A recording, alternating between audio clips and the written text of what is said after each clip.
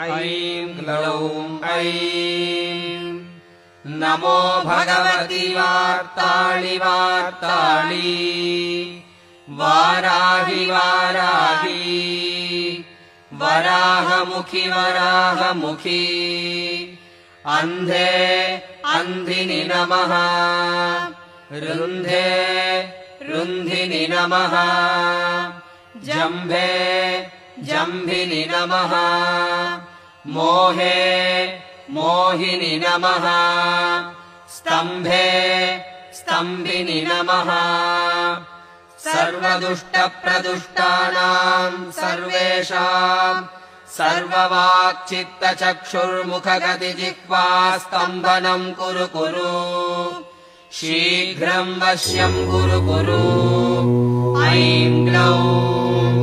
टः टः टः टः हुं फट् स्वाहा।